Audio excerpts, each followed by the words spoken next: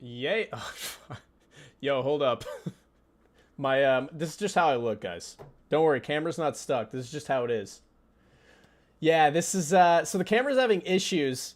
The stream was having issues starting up too. I know you guys can hear my voice, so just follow my voice. It's okay. I swear I look like what I look like there. But, yeah, the camera's been having issues just because I've been using NVIDIA. You know what? I might know what the problem is. Um, so the issue is, boys, uh, I have a fix, but I would have to end stream, so I don't know if that's worth it. So what I'm going to try and do, let me see if I can make a quick fix here. I'm just going to switch the camera to be just me. All right, that worked. So what we'll do, boys, is I do have a new setup where you don't have to see the entire of my back room while we're streaming. But since I still have some things to fix on the setup for the stream, we're gonna forget about that today and just move on with the stream. This is my first stream on the second channel. For those of you that like watching this channel, yes, I do have a main channel, and it's not this one. But I am going to start streaming on this one right here every Thursday. So for anyone that wants to come by, I would really appreciate that. It means the world to me, man.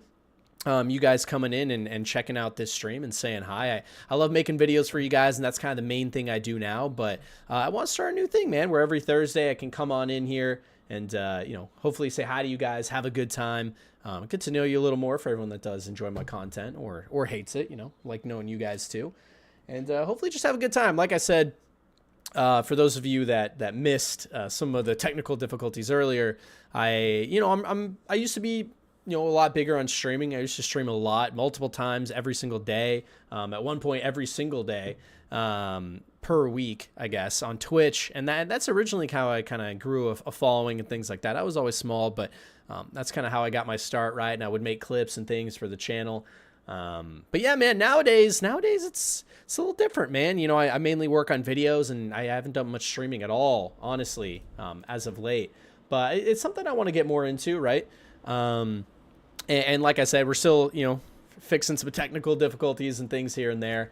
But I do appreciate everyone coming in. It does mean a lot. I do appreciate it. And yeah, today we're going to be playing some Diablo, everybody. So that should be a good time. And yeah, once we're you know, maybe far enough into the stream, maybe watching some videos and things too. Like I said, I don't know if we're going to do that today, just because a lot of this stream is kind of figuring out technical difficulties and things like that. Yeah, we're kind of going to have to figure it out as we go, guys. But, you know, I'm hopefully it'll be a fun stream, you know. And like I said, I want to keep doing this every single week. So for anyone that does come in, I do appreciate that, guys. Thank you very much. And let me test something. Like I said, guys, I'm still, you know, fixing up everything here, trying to make sure it works. So let me make sure this looks good. Yeah, okay, we're looking good. But all right, I say we just jump right in. For anyone that doesn't know, I do a lot of videos on different games. Haven't done one on Diablo, though. I don't think I'm going to do one. I might. But I've been enjoying the game a lot, man. I didn't like Diablo 3 that much. I did enjoy it, though, for sure. I had, you know, a couple dozen hours in that game, maybe like 10 or 20. No, I had a good time. I think I beat the campaign, but I barely remember it, to be honest. And yeah, you know, since then, you know, I've been a fan of the series, but not a super fan, I'd say. And I've really enjoyed Diablo 4. I did beat the campaign, so I have one character here at 50. I have a couple alts I was playing with friends. And yeah, so I'm just kind of getting into the in game and that whole thing. I've been enjoying it too. I'll talk about it a little bit as we play. But yeah, it's been something I enjoyed for sure. It's been a good time.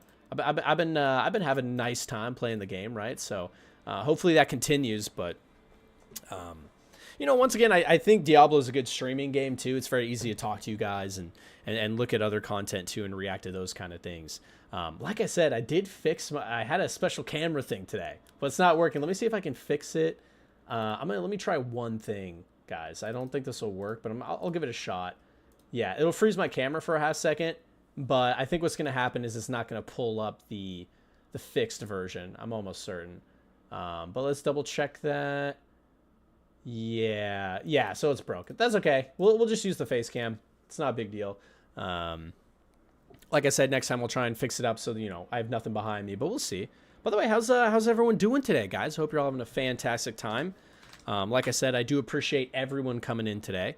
And once again, this is going to be a little bit of a different stream, right? It's we're just kind of going off the cuff, kind of testing some things in terms of, you know, how we want to run the stream and stuff. And like I said, this is my first time actually streaming on this channel too. So this is something pretty much entirely new for me.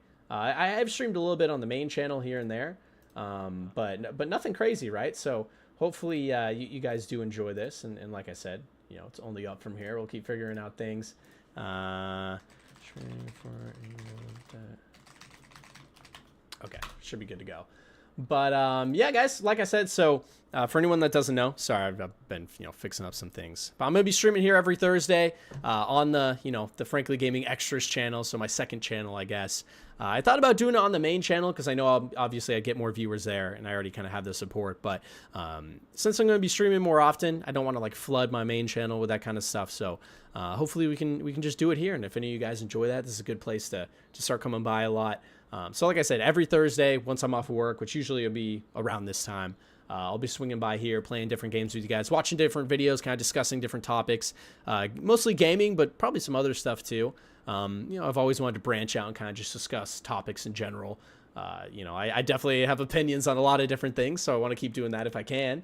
And yeah, we'll see how it goes. Like I said, I do appreciate everyone coming into this stream as well. We're pretty much starting from zero here since I've never streamed, but I like that, man. I like that feeling, you know, of growing something up again. So without further ado, I say we hop on in today, guys, now that we got the camera situation all sorted out. But yeah, let's see how it goes.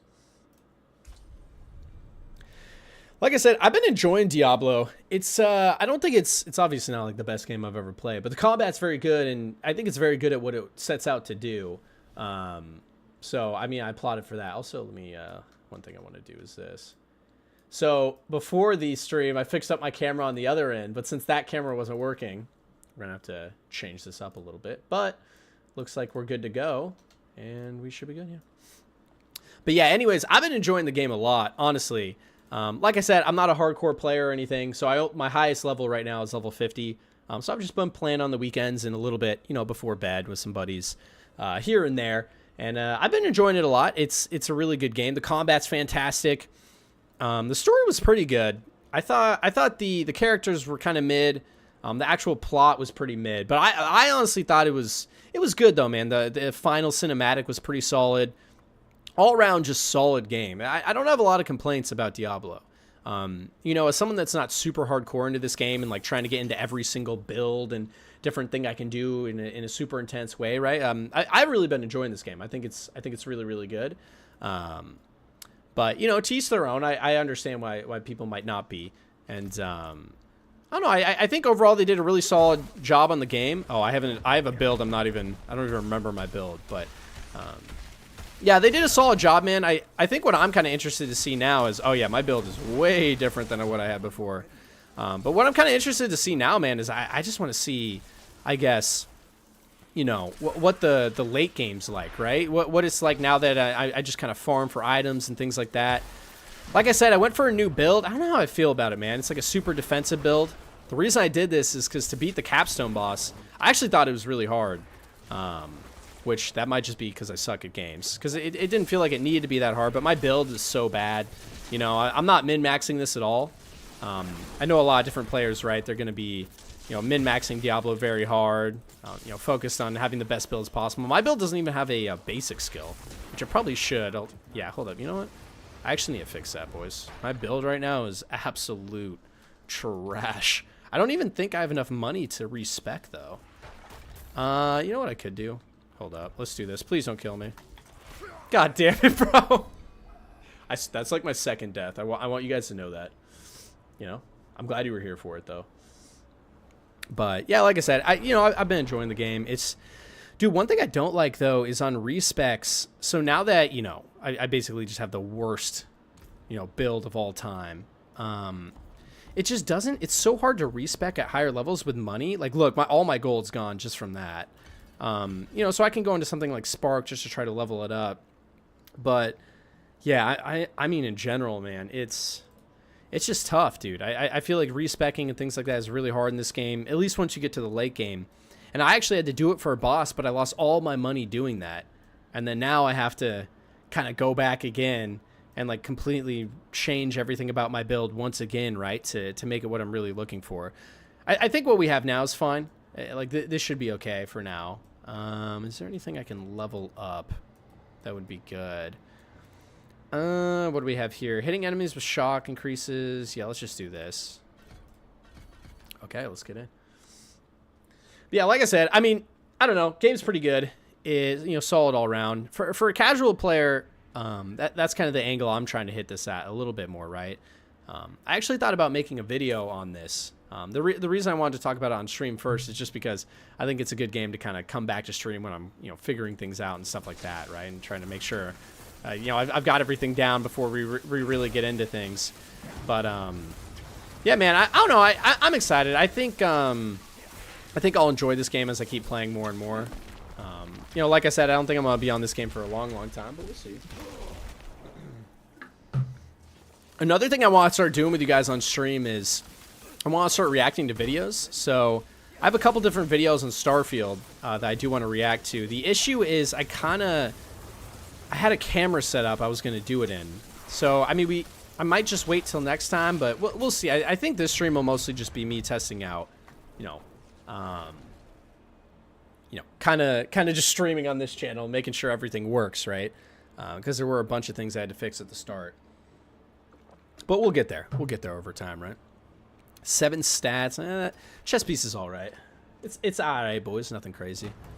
I think the loot in this game is pretty good, too, honestly. I know a lot of people were concerned about the loot in Diablo before, you know, the release. Just because a lot of the different stats looked kind of boring, right? And, I mean, don't get me wrong. I don't think it's the best thing I've ever seen. I played a little bit of PoE. I've seen Last Epoch. I haven't played any, though. You know, but there's a bunch of different things. I think they have better build variety. But in general, I think, especially for a game on release, I think Diablo is actually really good. And that's one thing people aren't thinking of either. You have to remember, this game just came out, right? You know, so obviously we can't really expect the same out of it as we would of say, a game that's been out for 6 or so years, right? I've seen a lot of people comparing this game to Destiny as well. This might be kind of controversial, especially because I made an iceberg on Destiny. But I think that game's one of the most underrated just games in general, but especially from a, I guess, live service standpoint. I've always thought Destiny was super overrated, man. I don't really get it. You know, playing the game, it has really good shooting mechanics. Like, I'm not going to deny it doesn't feel good. But honestly, I think it gets boring really fast. I think the item progression in that game is, like, it's bad. I wouldn't even say it's okay. I think it's just bad. I don't know, man. There's just, like, nothing to do. Like, whenever I'm playing Destiny, I just don't know what to do, and the only thing that feels worthwhile is, like, a little bit of PvP. But then when I'm doing the PvP, I just sit there and I'm like, well, why am I not just playing Valorant? Like, if I'm playing PvP, I mean, may as well go play, you know, something that's better, like Valorant, if we're talking from a purely PvP perspective. But, you know, to each their own, I guess, right? So, you know, I don't want to hand Destiny too much. I get why people like it for sure. It's just definitely not my style. I think that's all. You know, everyone kind of has their things they're into, and I like first-person shooters a lot, but yeah, Destiny just never hit it for me, man. I still think Halo is Bungie's best game for sure, because like I remember when Destiny released, I was so excited for it, and I dropped playing it so fast, man. Bro, I am just getting whopped out here. I do not like this new build. Another thing about Diablo, by the way, is it gets much harder. Once you start getting to higher levels. I mean, right now my build's absolutely trash. But having said that, just in general, the game gets, you know, much harder, even if you have better builds. Once you hit around level 50, like 48, I noticed around 48 was when I started to really, you know, have trouble with different bosses and things like that. But that's also because I'm trash, as you can tell, so it depends. Yeah, I've seen a lot of people online too talking about Diablo versus Destiny. That's why I brought it up, honestly. If I'm being frank, as they say, because I was watching Paul Tassi, I think, the guy at Forbes. Yeah, he's had a couple of videos on Diablo versus Destiny, and I agree with him pretty much on everything he said in the sense of. See, the thing is, he actually has more experience in both games than I do, especially Destiny. You know, Diablo is pretty comparable, but Yeah, man, I don't know, man. I just do not get the hype on Destiny at all. It's just really not my style, but, you know, like I said, to each their own. You know, no hate. It is what it is. Have you guys been playing at all, by the way? I feel like Diablo's been pretty popular, which has been nice. Dude, another nice thing about Diablo is it's like one of the only subreddits, man, on Reddit right now that isn't down. I don't know if you guys have been watching that shit with, I guess, the Reddit kind of blackout, right? For anyone that doesn't know, Reddit has been on a blackout period just because they had some API changes, right? So it became a lot more expensive to use any of their APIs, which kind of screwed a lot of the third parties just because, you know, the costs were so insane. I read somewhere that the Apollo app, which is like the biggest third-party app for Reddit, they actually had some issues where it would have cost them like $20 million a year, I think, to keep their app going. So a lot of people were complaining about that, right? And Reddit's been down. So most subreddits right now, like if you guys try to go to a bunch of different subreddits right now, they're just down. I gotta be honest, man. I think it's just such bullshit. I don't know. As someone, I said this on Twitter. For anyone that follows me there, you might have seen this. But I was saying on Twitter, man, I don't get it. Because from my vantage point, I think it's so stupid. Like, I think obviously, in my opinion, you know, everyone, you know, I think the people that come out of this winning are Reddit themselves. And the reason is most people don't care, man. Most people are not gonna care that third parties aren't making money or that Apollo, the biggest third-party Reddit app, isn't working. Most people don't care, man. The average Redditor does not give a fuck. And in my opinion, all that Reddit has to do is just say, fuck the mods. Every mod that's turning off these servers, ban them. Force servers to stay on. You know what I mean? Like for a lot of the big Reddit, you know, subreddits, I guess I should say, right? And then just bring in new mods that are indifferent. They don't care about the politics of it all and just fix it up. So in my opinion, I've just been thinking, man, like what are these guys doing? Because to me, it seems pretty clear, you know, Reddit's going to win this. But I think what would change that is if enough people online are like mad at Reddit or they actually can kind of start a movement. Maybe then. But here's the other thing, man. I got to keep it real with you. Dude, my thing is like, I don't know, man. So I was looking into it, and yeah, their API costs are very expensive. But my issue is, like, bro, you're using their service. Like, homie, like for example, let's take Apollo, right? Which is a third-party app for, you know, using Reddit, right? Apparently, it would cost them upwards of $20 million a year, you know, to use the APIs with the update.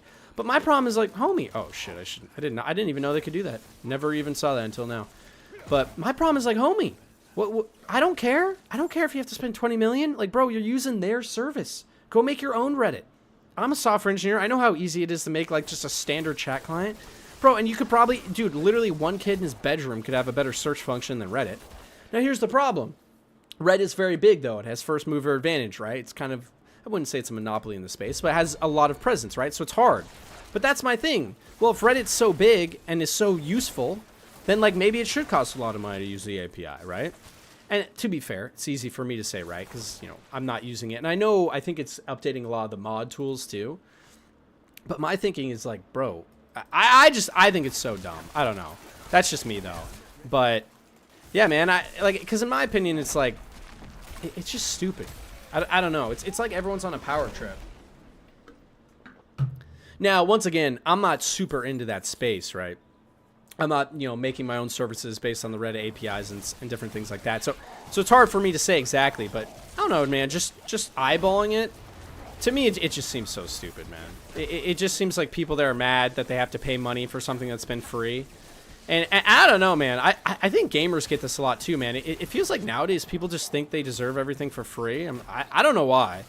You know, and I get it. Don't get me wrong. Like, you know what I mean? Before, Reddit was free, using the APIs even, right? So it kind of sucks to just wake up one day and be like, oh, my entire livelihood and service I built on this free platform is now gone. But here's my thing, man. Reddit's a company. Like, what were you expecting? You expected them to never try to make more money or, like, fuck you over somehow? Like, I just don't have much sympathy, man. I got to keep it real. Like, you know what I mean? Or the mods. Like, the mods are uprising, but dude, mods don't even get paid money. They're literally they just do free service for people. And not only that, but it's one of the easiest things you can do. Like, if you think Reddit mods aren't replaceable like that, then I don't even know what to tell you. Like, Reddit mods have got to be one of the most easily, replaced positions out there in general. So, in my opinion, and I don't even mean this in a mean way, I just don't think they have any bargaining power. Like, I truly just don't get it. You know what I mean? Because from my vantage point, it's like, what are you guys doing? Like you don't have any bargaining power. You can be replaced extremely easily. You know what I mean? They're the ones providing the service, and now you guys are mad that it's not free, even though it probably never should have been, as inexpensive as it was. I think what they'd like to see is probably a middle ground where the API costs are, a little less expensive. But obviously, I think most of them are, I would assume they're reasonable and be okay with paying, a little bit of money. But I don't know, man. It's just a weird situation. I feel like a lot of people are so entitled nowadays. If that makes sense, right? Like, it feels to me like so many people nowadays, they just think they deserve things for no reason. It just doesn't make a lot of sense to me, man. You know what I mean? It's hard, bro. It's hard, but it is what it is. I think I lean too much that way too. I've always been kind of like a dirty capitalist, we could say. It's one way to put it, but it just depends, right? But that's my thoughts on that whole thing, right? So it is what it is. Is this working? Hold up. Okay, it is. I just wanted to make sure. I was checking some of my technical stuff again. Dude, I'm so paranoid about a lot of the things on the stream working, just because it's my first time doing it here. But so far, not too bad, boys. We had the technical difficulties with the camera and shit, but besides that, doing good. Honestly, if I'm keeping it real. Also, I did talk about how bad this build is, and especially the damage output is pretty horrendous. But defense-wise, not bad. I've seen worse. Yeah, if I could get a lot more damage output, this would actually be nice. Maybe I can get some legendaries that'll do something for me. We'll have to see, man. I don't know. I used to be doing the build for all just the summons. I like that a lot, actually. In games like this, I always like being the summoner, but it's we spent all our money on a respec to beat the capstone boss, and now we're screwed, boys. Another thing I want to start doing with you guys, too, is potentially when games come out, right? So, like, when Starfield releases, or Baldur's Gate 3 is a game I really want to play with you guys on stream. I'm definitely going to be doing that. I think that'll be really, really fun. But we'll have to see, right? I mean, like I said, we're kind of starting from ground zero on this channel since I've never streamed here before. But hopefully if we can get that going, I think that'd be something that would be really fun to do. I would really enjoy it. And hopefully you guys would, too, right? Potentially it could be interesting to watch me playing through games before I do a video on them on the main channel for anyone that watches there. And just in general, I think it'd be a good time. It's something I'm looking forward to. So, yeah, we'll have to see how it goes, everybody. Like I said, I've always liked streaming too. The thing about streaming though, man, is if you do it a lot, dude, it's just a lot. I don't know, man. Playing video games is fun, but I don't know how people do it non-stop every day. I couldn't imagine, man. That shit's actually tough. Just on everything, man. I remember when I was streaming constantly on Twitch. That stuff, even on your mental health, man, it's tough. That shit's hard. So, it kind of is what it is. But, like I said, to each their own. Some people really enjoy it too, and I do enjoy streaming a lot. It's just in moderation, and that's why I wanted to start streaming, hopefully every Thursday here on this channel with you guys. I think that'd be something fun, right? Holy shit. So we'll see, but yeah, I will say the defensive skills are pretty good for situations like this where I'm just getting hosed. Yeah, like I said, this game got so much harder once I hit level 50. I guess soon to be a little higher than that too. Like, I don't even know if I'll be able to take the bosses at the rate I'm going, but we'll see. Maybe we'll get there, boys. I have faith. I will say the flame shield's definitely the best thing I have, too. Just gives you health and you're invulnerable. It's really nice. Never mind. Trash skill. I'm curious, by the way. Another thing is actually, if I die enough here, I'm completely screwed. Because I have no backup armor and my durability is getting lower. So if I die enough times here, I'm literally, I don't even know what I do, honestly. Because then I can't use my gear until I level up, right? Like I said, man, I like the respecking in this game, but it costs so much gold at higher levels. Especially if I'm using the gold across different characters and things, right? So it's not, I don't have a bunch just saved up, but... It is what it is, boys, you know? Yeah, like I said, though, what I'm really trying to do here, too, boys, is I'm trying to figure out what games I want to play with everyone on this stream, right? You know, before when I was streaming a lot on Twitch and stuff, you know, the main stuff I would play would be like Fortnite, Valorant, that kind of stuff. I like games like that, but, you know, I think for streams here, I'm going to be focusing more on, like, single-player things and stuff I know you guys are actually interested in, right? Where, you know, games I take theories from and just anything like that, right? So that's kind of what I'm more interested in doing, you know, in the interim, but... Once again, we'll see, right? I mean, this is my first stream on this channel ever, so we're gonna have to see how it all goes. But you know, we got a little bit to grow. We've got a ways, you know, a lot of things to do before we really get there. But dude, this is just, bro. I don't know if I can get past this. I feel like I just need to dodge around for a little bit because I got no heals. I pretty much have to wait until I have this up. Yeah, there we go. Now I can go in a little bit. Dude, yeah, this is, bro. This is ridiculous. Okay, here we go. Throw that out. Easy. Now I'm going to get some heals. There we go, baby. All right, boys. Should be good now. But yeah, like I said, you know, it's kind of coming down to what games I want to play. The other reason I'm trying to start streaming right now is, you know, I'm going to be making a lot of videos in the second half of this year for things like Starfield, Baldur's Gate. You know, Cyberpunk Phantom Liberty is coming out, which is a game I'm specifically extremely excited for. You know, and this is all stuff I'm really excited for, and ideally I'd want to play with you guys on stream. I think that'd be pretty cool. But obviously I have to start actually, you know, getting the stream going, like building up the community again and stuff like that to make that an actually good time. So we'll see how that goes. And like I said, you know, the main focus is always the videos, as it should be, I think. It's just a much better strategy, man. It's funny, man, because I spent so much time on Twitch and streaming for years before, man. This was a couple years back. But looking back, I wish I had just focused more on YouTube quicker. But I don't mind stuff like that much, you know? And I think failure and kind of doing things wrong is kind of just part of the learning process, right? I don't think I'd be where I am today on the main channel specifically.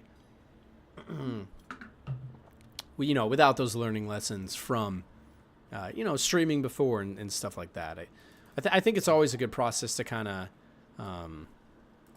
you know, fail a little bit in life. I know it's cliche, but yeah, failure definitely does make you grow.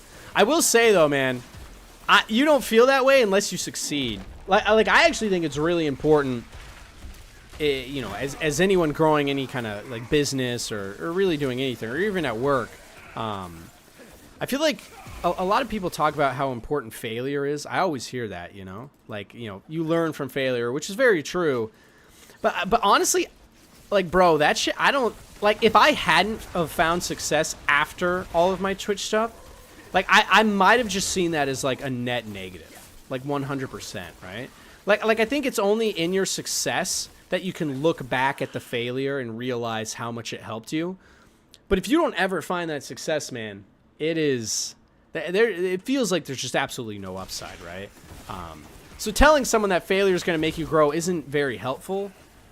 I don't think, just because the mindset you're in, man, when you're in the middle of doing something and not succeeding in the way you want, right, is really, really difficult. Now, the nice thing about failing and succeeding eventually is you kind of learn a lot, right? Like nowadays, like I know how content creation is, right? There's going to be ups, there's going to be downs. Sometimes you're doing really well, sometimes you're not doing well. But I think even just having a taste of success and knowing you're capable of it, to me, that was what was most helpful, right? Like once I had gone through a lot of failure, but then, you know, found some success, ever since then, it's just been different, man, you know? Like before, I know I would get, oh man, I got wrecked there. But before, I know I would get, you know, very, you know, distraught or just down on myself, right, if I wasn't succeeding. But now it's just a lot different, right? Oh, we got a legendary. Let's go, boys. It's just a lot different now, right? You know, when I'm having down moments, it's much easier to focus, you know, on just doing things and focusing on getting better and not being so preoccupied on failures or successes or lack thereof. I don't know, man. So for me, it definitely gets easier over time, but you have to have those successes, man. It can't all be failure, you know.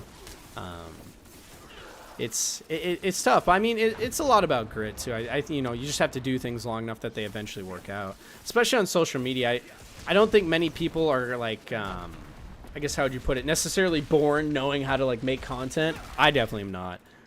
So it takes a lot of work, man. You know, working on how to like make good thumbnails and things like that. It's tough, but it gets better over time for sure. All right, what is this wand like, bro? That's what I'm looking for. Deals 17% increased damage while you have a barrier active. Isn't that like amazing for me? Because I have like all barriers, I think. A barrier of frost, freezing. So this is that the only barrier I have? I was gonna say, don't I have? I feel like that can't be the only barrier in my arsenal. I guess so. I might have other stuff too, but I just don't have it unlocked.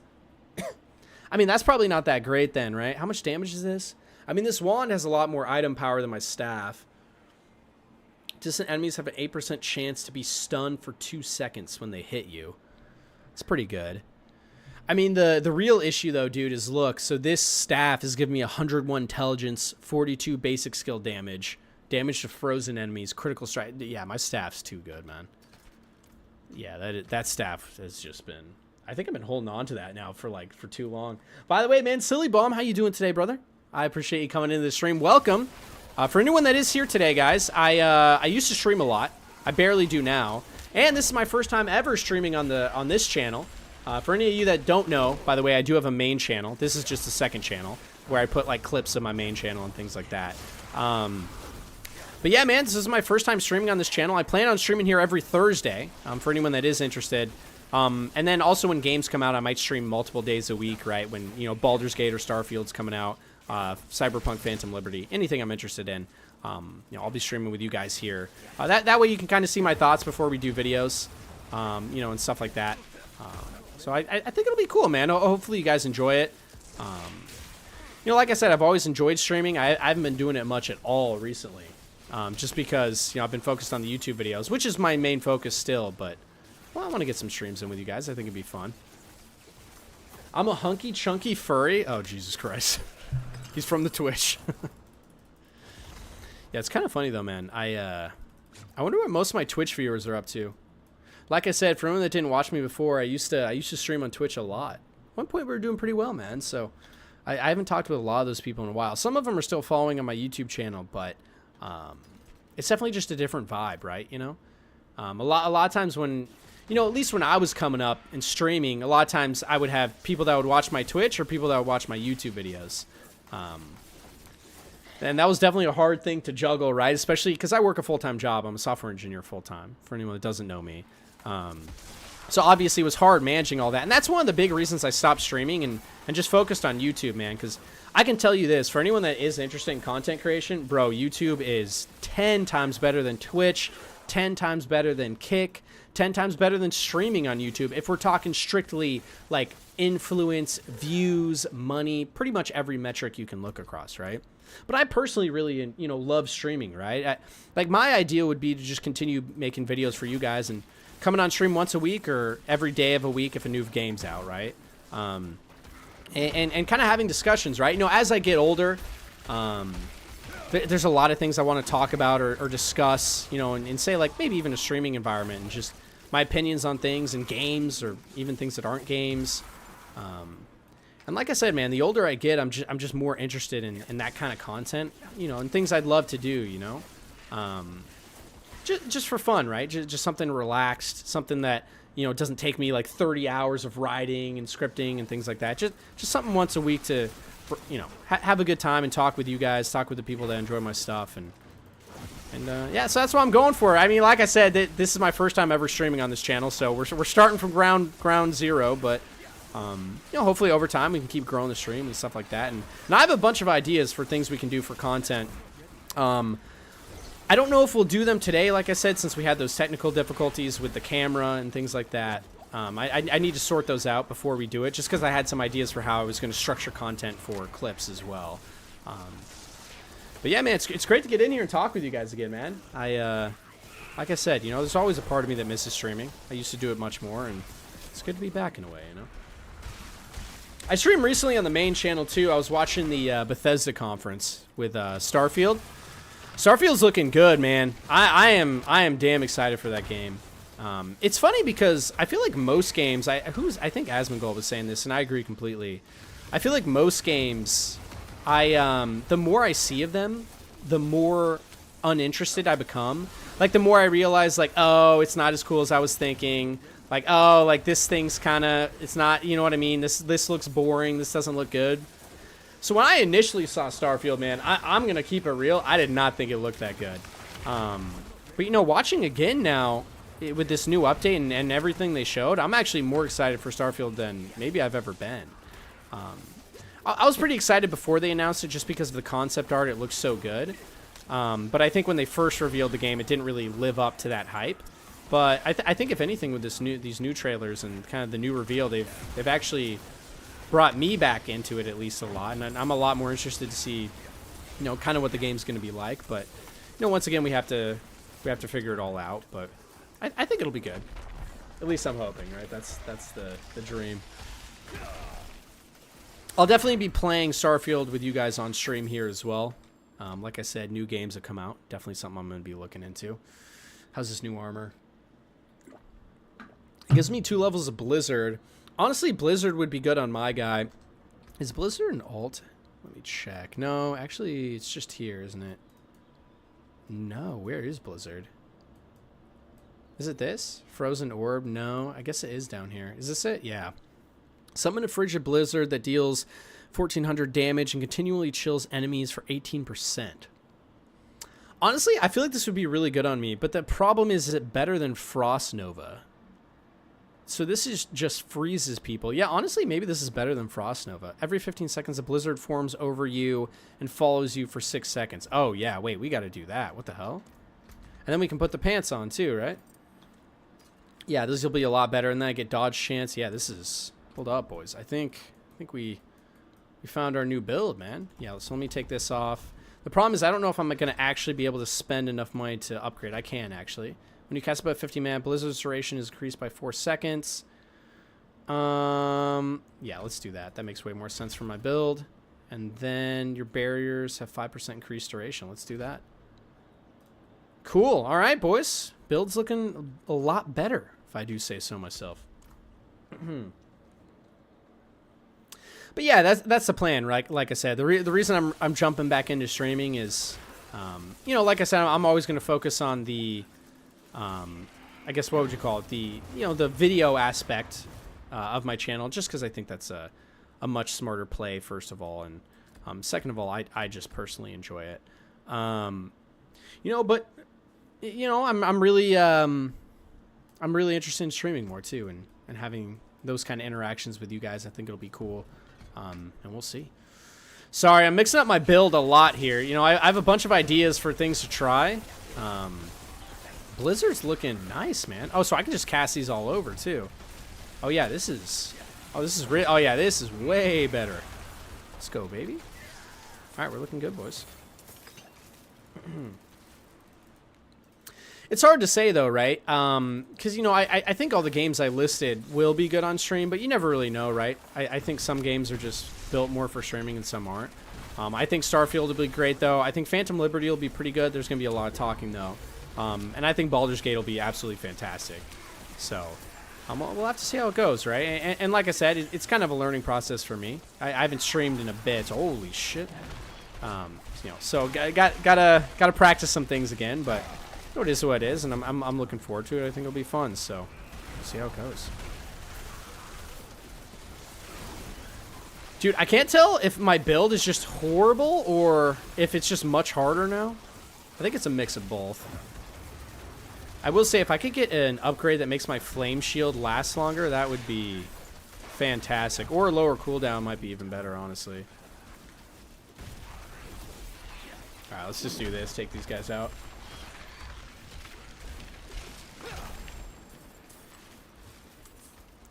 Ten all stats. Chain lightning. Nah, that's not that good.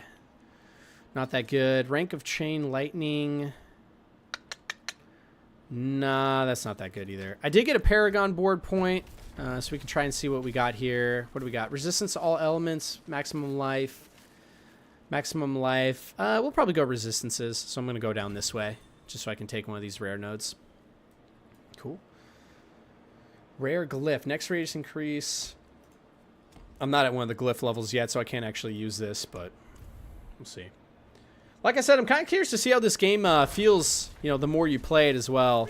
Like I said, I think the 1 through 50 experience in Diablo was really good. You know, I thought it was solid. I didn't think the campaign was, like, amazing or anything, but, you know, and I enjoyed my time. I thought it was fun. And I think the real content of Diablo is always going to be that late game, obviously, right? That's what everyone comes for. But yeah, we'll have to see how it goes. I think they have a lot more than Diablo 3 had. Or at least it feels that way, right? I remember when I was playing Diablo 3, I beat that campaign. Or I don't even know if I beat the campaign. I played like 10, 15 hours and I was done.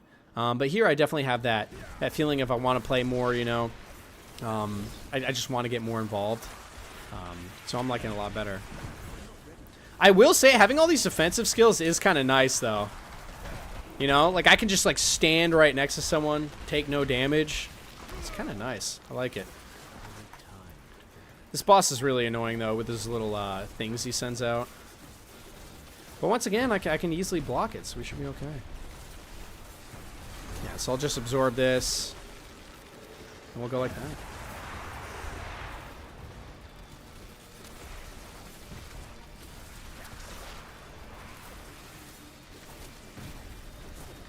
I'm curious to see how the level 70 capstone dungeon is too. I actually thought the level 50 capstone dungeon was pretty good.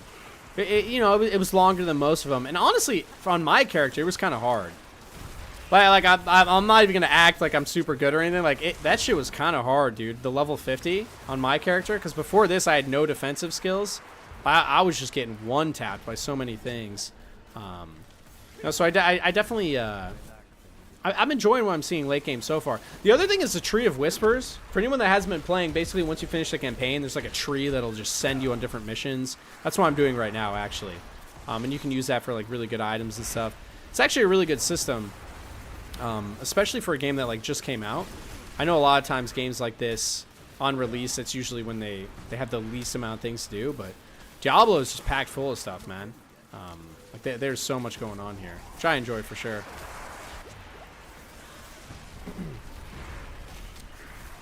Dude, this guy's... Alright, let's get this on. Perfect. Let's go, baby.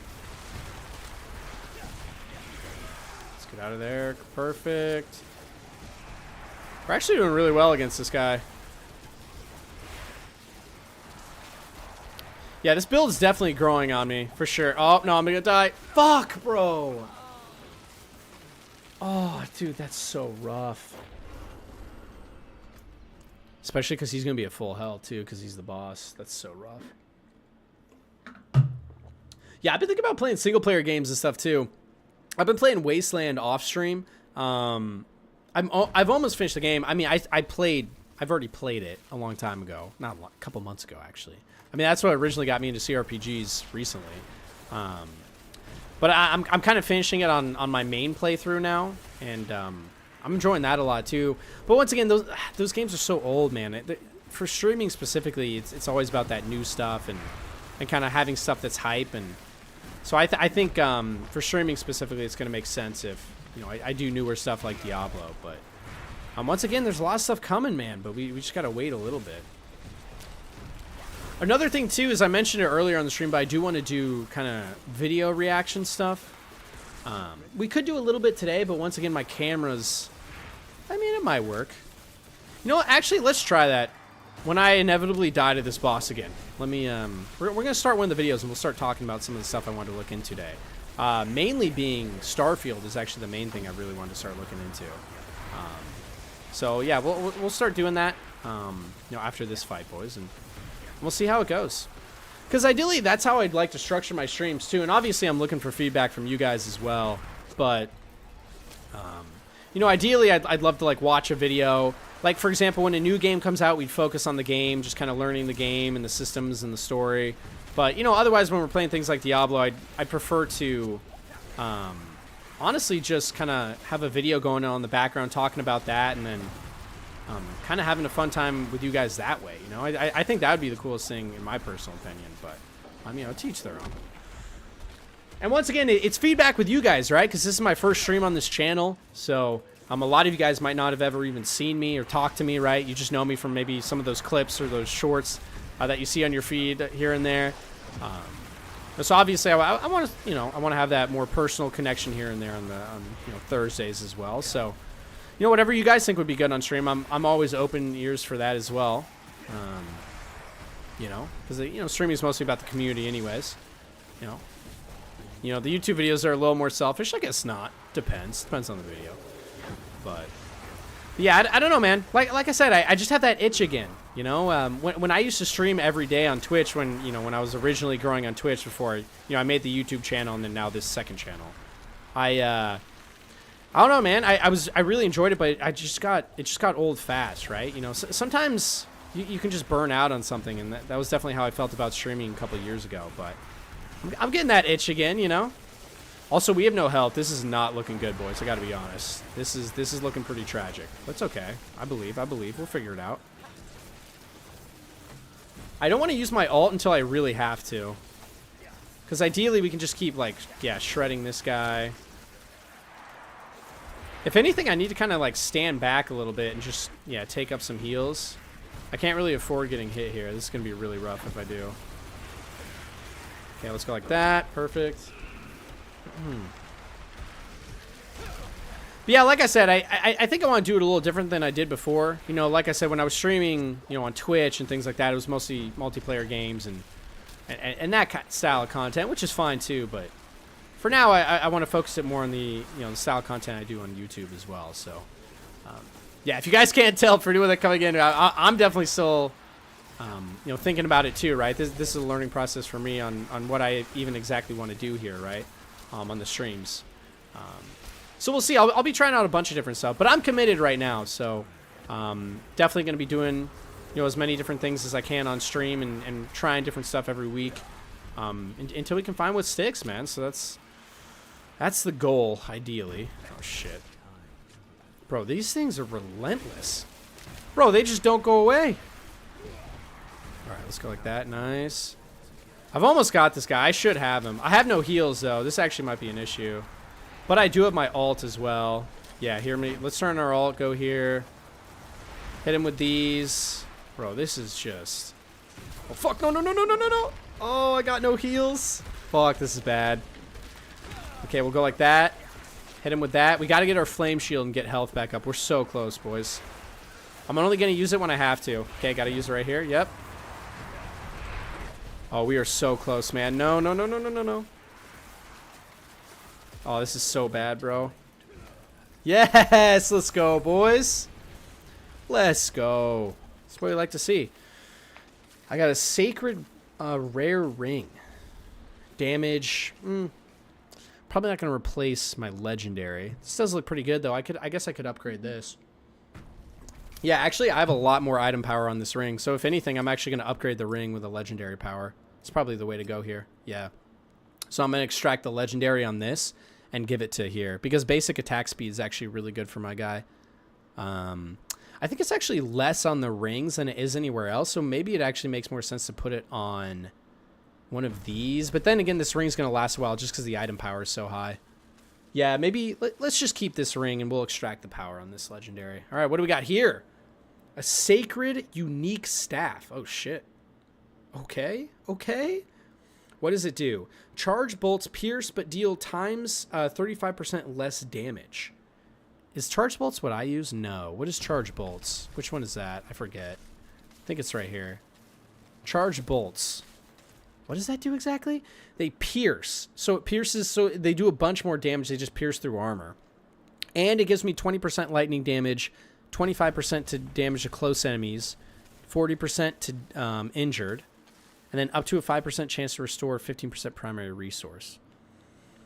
I don't know. What do you guys think? The damage on the staff is much higher, so that's good. I don't know how good this is, though, man. Like, I don't know if this fits my build. You know? See, that's my issue. I almost want to salvage it. I feel like that's really dumb because the damage is so much higher. Maybe I'm being dumb, but I don't know. It's just not, it's not the build I'm trying to go for, right? Then again, dude, that's just so good. Like, that's just so good, man. Like, maybe I should use this. My other question is, this is unique, but so is my unique ring, which I don't get because I thought you could only have one unique. But for some reason I can use both? Question mark? That does not make sense to me. Does that make sense to anyone else? That is, that's confusing for sure. Charge bolts deal 25% increased damage to stunned enemies. Let's just do that. Are there any other points I could grab somewhere else? Probably right here would make sense. Yeah, we definitely want to grab from here. Okay, so let's try this charge bolts build. Let's just see how this is. I mean, maybe with the lucky hit chance, this will actually be pretty good for me. It's possible, right? I'm going to put the staff over here too, just so we're good to go. Yeah, I mean, this might work, right? I'm not very hopeful, though, to keep it a buck with you guys, but, you know, it is what it is. We've got 10 minutes before the reset here, so I'm just going to go do a little bit more stuff, and then we'll see if we can go to the tree soon. Okay, before we do that, too, let me go through this one dungeon, and then after that, I'm going to put on a video. Because, once again, what I'd love to do on these streams here is I would love to actually watch a video with you guys and kind of discuss it as we're playing. Because I think that'd make it more interesting. That's the kind of content I really enjoy as well. So we will definitely be doing that. Just give me a moment here, boys, because we got to try our new build, you know? We just got a rare, unique staff. We can't let that go to waste, right? All right, let's see what we got cooking down here. Ooh. Holy shit. Okay. Yeah, never mind. This is hype.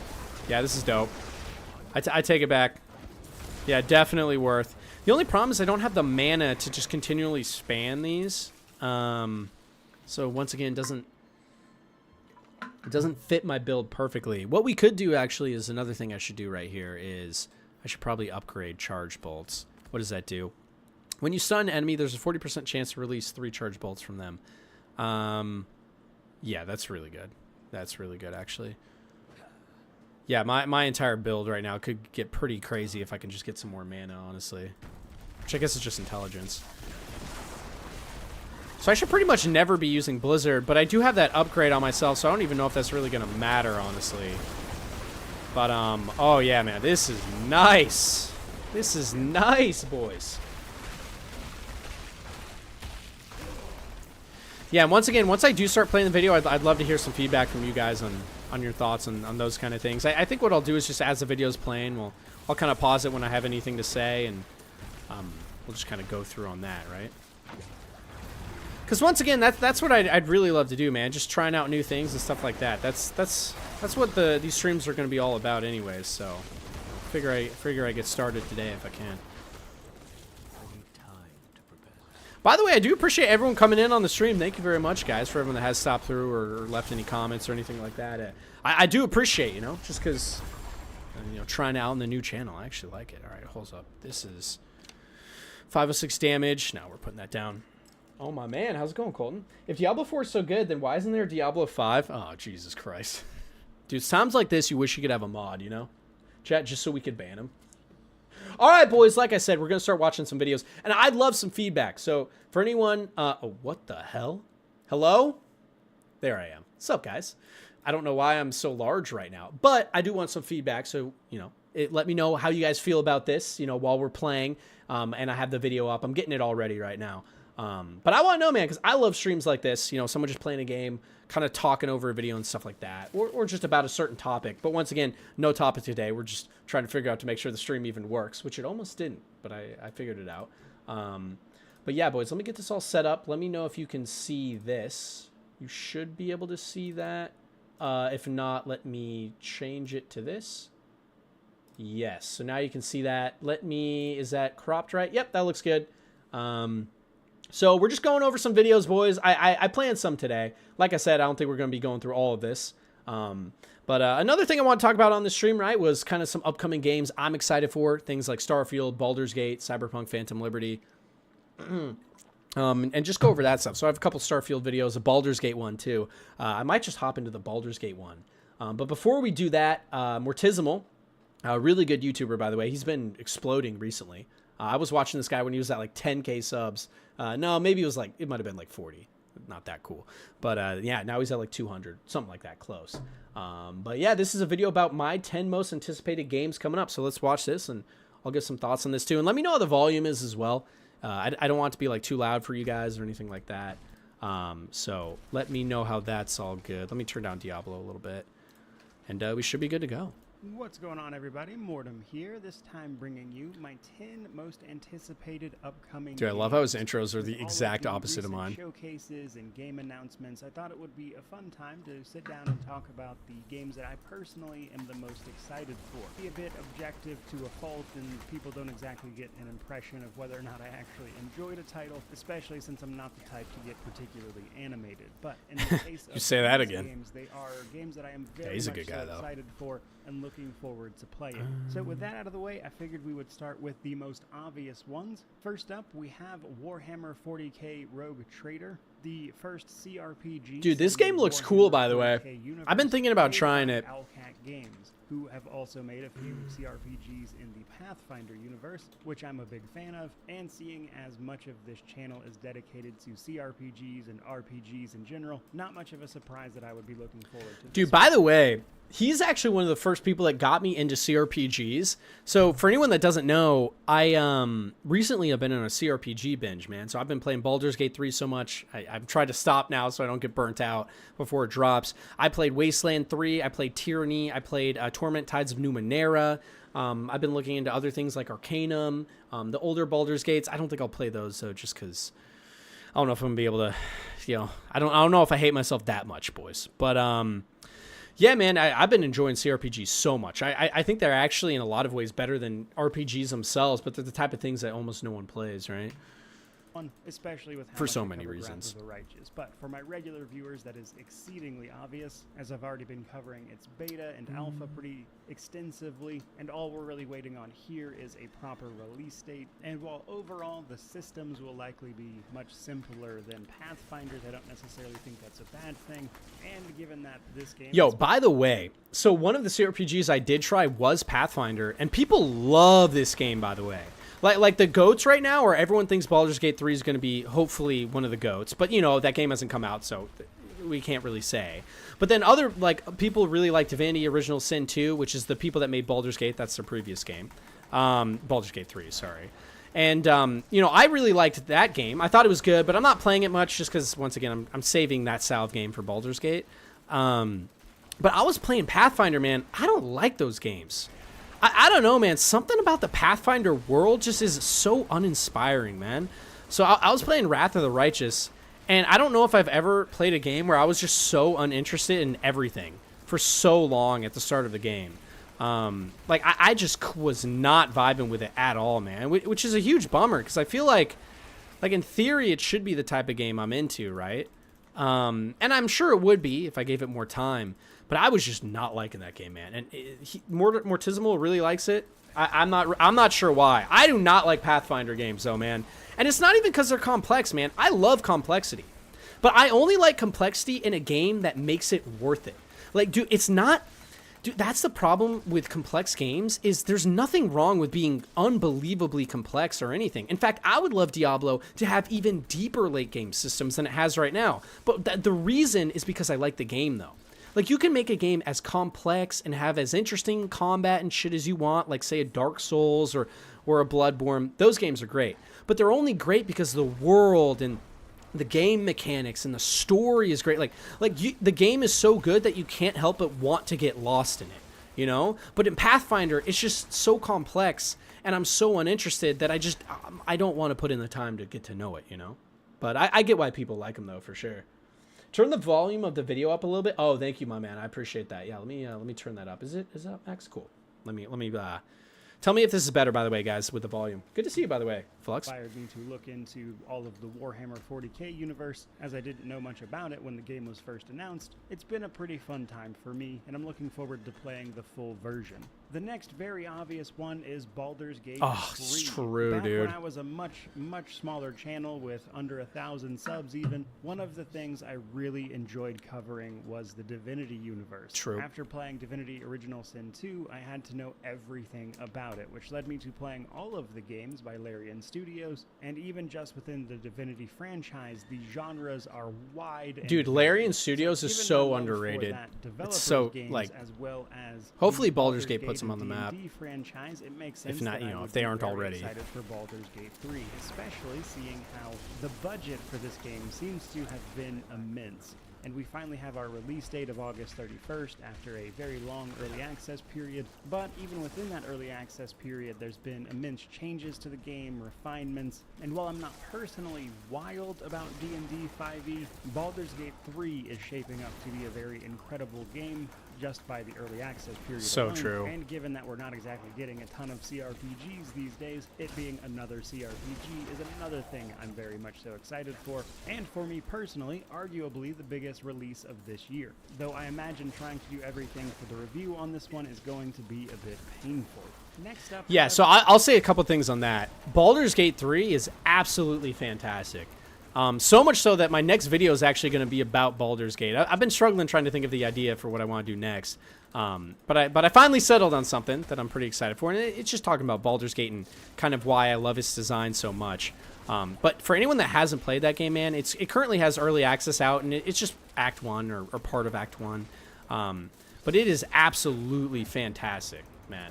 Like unbelievably good. I never played CRPGs until recently, right? So I started with Wasteland 3, but the game that truly made me absolutely fall in love with this genre, and that being CRPGs, is Baldur's Gate 3, man.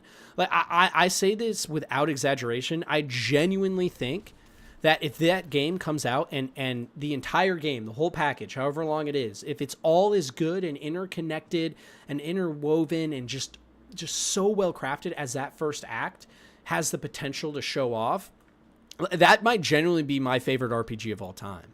And for me, that's specifically saying a lot because I like sci-fi so much more than, I guess, fantasy, right? So if I'm into, say, a sci-fi game, that means that shit is good, bro. Like there's no ifs, ands, or buts about that.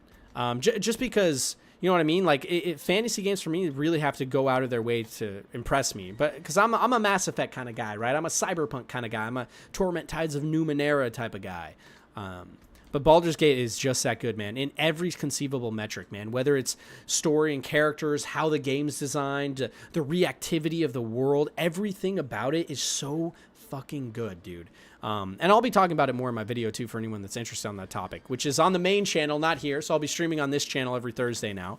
But on my main channel, that's where the goods are. So, yeah, man, I don't know. I've just really been enjoying it. So, anyways, let's continue. We have Avowed, the upcoming RPG experience from Obsidian set in the Pillars of Eternity universe, slated to release in 2024. The Pillars of Eternity franchise was a set of isometric CRPGs as well, however, Avowed is going to be first person. And while I personally simply would have preferred a Pillars of Eternity 3, I am still pretty happy to take anything in that universe, especially if it expands and grows the lore in any particular way, as Avowed looks to take us to a area of that world known as the Living Lands that will provide an opportunity to both expand the lore as well as give us simply a new story with the setting of that world. What I'm most curious about here is how they're going to handle implementing all of the mechanics and everything from the Pillars franchise into this new genre, or if at all even. But either way, I love that franchise and the setting, so I'm very excited to see what they wind up doing with that, as Obsidian is known for making some of my favorite titles. Next up, however... So my thoughts on Avowed is... So they recently showed it off at the Microsoft press conference. Honestly, I thought it didn't look that good. I really liked the original trailer for Avowed. You know, the one where it was the arrow flying through the air and then it like hit the skeleton and it was showing off the magic. I thought that looked so good. But if I'm keeping it real, man, I don't know, man. What they showed off at the conference, I guess, what was that? That was literally Sunday, man. Damn, that went by quick. It just didn't look that good, man. It looked so cartoony. I was expecting a little bit higher fidelity, you know, from Obsidian with the Xbox backing. Not that fidelity is everything, right? I definitely don't think it is. But yeah, it was definitely a bummer, man. You know, to me, Avowed didn't look that good. I've been playing Pillars 2, though. Pillars 2 is a fantastic game. The only problem with that game, though, right, is I just have so many other, you know, CRPGs and games to play, and there's so many hundreds of hours that you kind of have to pick your battles. And for me, Pillars of Eternity 2 has been really good. I've enjoyed the game. The world's very nice. The writing's very good, which you would expect from Obsidian. So I am interested to see how Avowed fits into all of that. But 100%, man, I definitely was disappointed in Avowed and how it showed. It was not what I was expecting, man. I was expecting a grittier world, something more akin to Skyrim. And I'm not even a huge Skyrim fanboy. But like that idea just kind of got me excited coming from Obsidian. So it's a bummer that wasn't the case, right? Something a little more vague with Vampire the Masquerade Bloodlines 2. I love Vampire the Masquerade in general. Bloodlines was an amazing RPG, even if it's a very old cult classic at this point. And that's to say nothing of the very tumultuous development cycle of Bloodlines 2, which was originally supposed to have been released quite some time ago, before being shifted to a new unnamed developer and going silent for quite some time. However, very recently, they announced that they would finally be sharing some information on that in September. I do want to mention with this one that I think any grounded response to this is to be very skeptical of what they've got going on, simply because of the very, I would say, almost dire situation around the development of this game. So I admit some of my excitement here is a little bit of morbid curiosity to see if they can pull this off or if it's going to be a disaster, because I'm along for the ride either way. I sincerely hope it's great. I think the Vampire franchise could really use a win right now, especially after after Redfall, bro. Recent, more middling God damn. titles, to be honest. That was a closure of that disaster. Battle Royale game means that I think there's a lot riding on Bloodlines 2, and if it's a disaster, I think it's going to be really bad.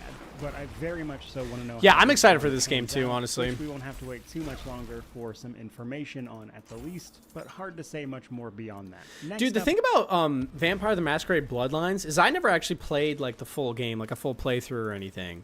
I've watched a lot of people play, and I know it's one of the most like beloved franchises out there. In fact, dude, the reason I was actually originally excited for Redfall is because, you know, Arcane's one of my favorite studios, or at least the Arcane that made Prey was. And dude, when they first announced Redfall, I was like, I remember being apprehensive at the trailer, but my hope was like, oh, is this going to be like Vampire the Masquerade Bloodlines? Like, it's almost like Prey, but in like a deep, dark vampire universe. Like, that's what I was hoping, right? And obviously that was not what we got. But the idea behind that game is really, really cool, man. You know, and even just watching a bunch of videos on it and playthroughs, I know it's a really unique experience, but you know, I was just too young at the time to really get into the series. So I think it'd be cool to try something out. I think the trailer they had for the new one too looked good, but once again, you know, a game can look good but not play very good. So you know, we'll have to see how it actually turns out. Though we have Shadow Gambit, a fuck is that? indie title that is due out in October That looks cool. from Me Games, the people behind Desperados 3. And while a little bit different from the stuff I normally cover, there's a certain amount of tactical element to it because I cover a lot of tactical RPGs as well, and combined with the relatively fast-paced nature, if you want them to be, of the sort of real-time with pause system that sees us systematically taking out enemies and playing with abilities in a relatively low-stakes dude, these game that guys. encourages save scumming, leads me to believe, from having played it a little bit personally already ahead of the demo launch next week as part of Steam's Oh, it's coming out next week in a that demo? this game is probably going to serve as a fun palate cleanser for me that gives me an opportunity to shake up exactly what I'm doing in the Bro, I feel like that game doesn't while count still though. feeling You a know, bit familiar. like you So can't pick a most of game my that's just because like excitement you're a for this content one is creator simply that needs like a play mix. something a little bit different while also a little more just focused on the fun, because sometimes it's easier to jump into a shorter experience than it is a sweeping RPG that I'm doing for a review. Oh, man, and in bro, a I'm somewhat getting- similar vein, we then have the Lamplighter. The game looks cool. Nothing too crazy though. League from Harebrained Schemes. I the won't be people playing that. behind the You know, unless it gets Shadowrun good reviews. trilogy. This game is out October 3rd, and will see us taking part in an alternative 1930s history where a shadowy cult is taking over the world. I never played and the we have to Shadowrun games band either. together Did you guys a ever play those? group of I've heard they're misfits good. to sort of stop them from carrying out their almost Cthulhu-esque occult aims. Now, in many ways, this game appears to simply be a TRPG. However, given that it's from Harebrained Schemes, who has a lot of experience with this style of gameplay, has me pretty excited to play it. Though, I will say, as TRPGs go, this looks like a pretty standard one in many respects, at least mechanically. Dude, know what's weird about TRPGs? I usually don't like them at all, but I am like a big XCOM guy. But a lot of times, I just don't think they're good. Another game I think that did it fantastically was actually Wasteland 3, which I already discussed a little bit. But I think that game actually was super, super good. It's really good tactical combat, actually fun. Oh, shoot, I need one more of these things. Yeah, I thought that stuff was fantastic, though. But unfortunately, we don't get many games like that, man. I remember as a kid growing up playing XCOM. I love that shit, man. And then the newer ones kind of had that base building mechanic, which I think is perfect for the series. There's been some decent ones, too. Like, there was the Gears one. There was Mario Rabbids, which is good, too. But once again, I don't have a Switch, right? So that's not something I'm hopping on. Yeah, I'd love to see more stuff like that, though, too. Honestly, bro, after playing Wasteland 3, I don't know, man. I don't know if I'd rather have a Wasteland 4 or a Fallout. I'd probably say Fallout, but just because I do like the world a little better. But there is something about Wasteland specifically, though, man, that's really, really special. It's super zany in a good way. With a few twists. Diablo 4 looks sick. I'm loving it, Jay. Yeah, I'm loving Diablo 4. It's a good time, man. I'm a pretty casual player in Diablo terms. I'm level 50 right now. So I already beat the campaign and things. We're playing, late game right now, kind of experiencing that stuff, giving my thoughts. It's a really good game for streaming, actually, too, right? Because I can watch a video, mindlessly play in the background, and talk with you guys. So it's kind of nice. Good to see you, by the way, Jay. Appreciate you coming in, brother. But seeing as TRPGs are a favorite genre of mine, no surprise here that I'm looking forward to this one as well. Again, one of the smaller indie titles that I think is simply going to be fun to play and not probably eat up a ton of time. Fourth to last, though, we have Banishers, Ghosts of New Eden, a game that is due out in 2023 bro, sometime. I don't know, it doesn't look that good. By Don't Nod Entertainment, the people behind Vampire. Oh, it is Don't Nod, But this though. game is set in 1695, and we will be taking on the role of two lovers, one of which is dead, as they hunt ghosts, as they attempt to protect the living from the threat of lingering ghosts and specters. One thing I've really enjoyed about this game is some of the preview trailers and the just general aesthetics and everything that they've been going for, but from their Steam page, it seems much of the story will resolve. I mean, it looks kind of cool, man, with the status as a ghost. kind of combat. I don't like worlds like this, though. Ghost isn't exactly great for anyone, and it looks like you're trying to do something to help her move on. Like, did you guys ever play New World? I played New World a little bit, man. I actually liked a lot of the crafting systems in that game. But, dude, I just never get into worlds like that. I don't like the, conquistador kind of, you know what I mean? Like, Spanish, coming over to conquer your land vibe. I find that stuff so boring. Maybe that's just me. I don't know. Especially for a video game. I know a lot of people like that stuff, but I just think it's such a boring setting, man. I don't know what it is about it. It's just so uninspired to me, Or even the themes. I'm a sucker for sci-fi, obviously, right? That's what I really, really enjoy. But, I get both. I've kind of grown to like fantasy a lot more too recently, with things like Baldur's Gate and stuff, getting into the lore there and things. It does make it a lot more interesting, but overall, man, I've always thought, I made a video about this recently, actually. Thanks for everyone that did check that out. I've always thought that sci-fi is just as a genre, it's a lot more interesting than fantasy most of the time, man. I mean, obviously it depends on the series or what you're looking at, but I don't know, man. I just think it's so much more fascinating and interesting, in my opinion. And once again, maybe that's just me, but the thing about sci-fi is it focuses so much more on the kind of what's out there questions. Starfield and Todd Howard really focused on that in their presentations. And I agree completely, man. It's just the ideas, man, and the questions that sci-fi asks is so interesting, because I was playing Torment Tides of Numenera recently. Obviously, some of you guys probably saw that video. just the questions, man. Like, there's a point in that game where you literally go inside of a monster that's like billions or millions of years old that has tentacles that reach through dimensions and picks out, and then you can travel to different like spaceships that have been dormant flying through space for years, and they've lost their home and their people, and like just ideas like that, man. There's not much like that in fantasy, and there's kind of mixes, right? Like I know like Warhammer's kind of fantasy sci-fi, but at the end of the day, what makes Warhammer cool to me is those fantasy elements, right? That's what I really enjoy. Can I teleport like this? Dude, these motherfuckers. Either way, though, I really enjoy the vibes this game gives off, and I'm looking forward to checking it out. Third up, we have a clock. Definitely them. What was that? And as such, I'm really looking forward to this Wait, game. what the hell? Did I just skip that? Oh, no. Clockwork Revolution. Is that what he's talking about? No, he just said it for like 2 seconds. What the hell? Cut? Oh, he cut it out. Okay, interesting. And to last, we have That was a really South weird cut. of Midnight, another recently announced title that will see us taking on the role of Hazel in a supernatural imagining of the American South. This one is made by the creators This game of looks We Happy pretty cool. Few, Compulsion Games, and this one promises to be a third-person action adventure that sees us confronting and subduing all sorts of supernatural creatures, while also trying to find out about our own past. Now, what speaks to me about this game is largely its setting. As some people know, I actually live in the American South, and honestly, just any game set in the general vicinity of where I actually live or have lived is innately interesting to me. As an example, I bought Far Cry 5 because it was set in Montana, where I lived for a year, despite not really being into the Far Cry That's such a series. good. That, combined with the tone of the supernatural that they showed off in their trailer, has me very interested in this one, and while I don't have a release date or anything, so it might be a while, I'm definitely keeping an eye on this one and seeing how it shapes up. Last but not least, though, that open universe. Dude, I why is he guess cutting action- everything?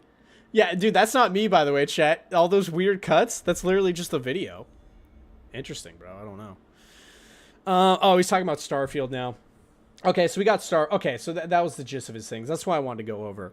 I'm curious what he says about Starfield, though. I want to hear his thoughts. RPGs, but what has me most excited about this is that they seem to be building more on the RPG systems this time around, especially things that we haven't really seen them do since like Oblivion, which just so happens to remain my personal minutes. You'll be able to visit and explore these is cuts. actually good or how that content is curated, etc. I think after watching their 45-minute deep dive into all of the various systems you can play with and how much attention to detail there is there's a lot to be excited for about Starfield. And I think worst case scenario, like many of other Bethesda's games, it might just be made even more interesting by the modders who are very likely to get a hold of Nothing it. And good, thankfully, man. Bethesda likes to Nothing support good, that chat. We community gotta sell tools everything. at the very least. Though on a more personal note, with it launching less than a week after Baldur's Gate 3 does, means that particular week is going to be very Oh, painful. dude. Don't tell me about it, Mortismal. Bro, so Starfield launches on the 6th, but you get 5-day early access if you get if you pay $35 extra or whatever, right? And get the upgraded version, which obviously I'm going to do because I'm a degenerate. And, bro, I'm so pissed because it's like, fuck, dude. Literally, Baldur's Gate 3, maybe my most hyped game, I don't know if I'm more hyped for that or Starfield, comes out a day before Starfield. And that's the exact problem, bro. I don't even know which game I'm more hyped for because I'm so hyped for both. I haven't been that excited for a release of a game for either of these games in a long time. And they're both coming out literally one day after the other. So I just don't even know, man. I don't even know what I'm going to do. I mean, my plan right now is I'm probably just going to play Baldur's Gate for an hour and then play Starfield for an hour every day after work or something. I'll probably take some days off, honestly. I'm definitely going to take some days off because I'm about to max on vacation anyways. So I need something to do. But yeah, man, it's just it's just a bummer, bro. Like, you know what I mean? It's so weird. It's like, it's the best problem to have where literally there's so much good stuff coming right after another. And then, dude, Cyberpunk Phantom Liberty drops like 20 days later. Like, I don't even know what I'm going to do, dude. I'm definitely probably not going to be completely done with Baldur's Gate and Starfield, or at least all the playthroughs I want to do by the time Cyberpunk Phantom Liberty drops. And then Cyberpunk is my favorite game of all time. And the DLC looks great. And apparently it sounds like it has all these huge updates too. So I'm just like, dude, I don't know what I'm going to do because I'm going to be making content on this all too, right? What I will say, though, that I am happy about in terms of the content I make is I very much. Oh, you know what I just realized? Can I not do basic attack speed here? Let me try something. But what I realized is I very much, you know, I can take my time, right? Oh my god, I don't have enough money, bro. I literally am like 200 coins away. Bro, can I just sell something to get those coins? Hold up, let me see if I can sell something. But yeah, man, it's insane. What can I sell right here? I don't even know what I'm gonna do. But like I said, I can take my time. I'm just gonna try and, as much as I can, focus on making good content and not putting it out too quickly, and just when I have a video ready, you know, pushing it out. And that's why it's good to, when you're a creator like me that just does it part-time, you know, and has a full-time job, it's a little easier in that sense, right? Because I don't have to work nonstop to make sure I get out a video like day 2 or day 1, just so I'm not screwed, right? Okay, let's sell an aspect. Can I sell 35 gold? What the fuck? Yo, hold up. I might actually just take some gems from my stash and sell them or something. Let me see if I can even do that. But yeah, man, I literally have no clue what I'm going to do. This is the most exciting year for RPGs in so long, man. And I'm going to be talking a little bit about that in my Baldur's Gate video. But like, it's just beyond exciting, dude. You gain 4% increased armor for 4 seconds when you deal any form of damage, stacking up to this many times. Oh, that's pretty good, actually. I'm gonna keep what I have for now. How much can I sell this for? Yeah, I'm gonna pick this up, actually. I'm gonna sell this, and then we're gonna go upgrade my ring. But yeah, man, it's gonna be tough. All right, next video, boys. What we got up next? So we did that one. Let's remove from stream. Oh, what do we got next? Do you guys want to see Baldur's Gate or Starfield? I don't know what I'm feeling more. Let's look at 13 details we missed in Starfield. Skyrim and Fallout developer Bethesda has finally given us a substantial look at their newest game, the sci-fi space exploration sim Starfield. All right, we should be able to upgrade now. In the 45 minutes Starfield Direct, Bethesda showed off exploration, combat, ship customization, and for some reason, extreme sandwich theft. In fact, the presentation was so full of detail and so densely packed with gameplay and sandwiches that you might have missed some important elements while you gazed in wonder at the custom spaceship shaped like a giant mech. Let's see about getting you a proper ship, one worthy of you. Well, worry not, because we're here with a rundown of the 13 Imprinting this item will add a power to it. This cannot be showcase. done, yes. Take a look. And this item cannot have more aspects Starfield imprinted on coming it. soon from outside Well, that's cool. Guess we can't. Come on, come on. Okay, take it easy. You were out cold. Okay, this first one isn't a single detail that you might have missed, and more the strong implication of a bunch of details that add up to one mega detail. The implication being, planet Earth has been rendered uninhabitable by the time Starfield takes place in the year 2330. You're human. We thought we were the only ones to leave Earth. Bethesda has confirmed that you travel to our own solar system very early in the game to find out what has happened back on humanity's home planet. In fact, we saw bits and pieces Didn't of we the already solar know system this? in the showcase, with appearances from Earth's moon and local planets such as Mars. How is Earth itself It's called doing 13 meanwhile? details you Not probably good. missed. Didn't miss that one. Didn't miss that one outside Xbox. The appearance of a Terran Preservation Society here suggests Dude, I was talking about this on Twitter. One of the things that got me most hyped for the Starfield presentation was, at one moment, she's talking about it right now, but fuck, can I rewind? Where was it? She showed it for like a brief second. Oh, it's right here. This little place right here. Dude, so when you walk in the trailer they showed, the girl briefly is like, yeah, we thought everyone, like, we didn't know anyone on Earth is still alive. And that's so cool to me, because I love that shit in sci-fi, man, where, like, it's kind of like Planet of the Apes, where humanity, like, these ships left early, and they thought humanity was dead, but then they've come to find out humanity has, like, made other like, you know, big cities, like, I guess in the game, Neon and New Atlantis and shit like that, right?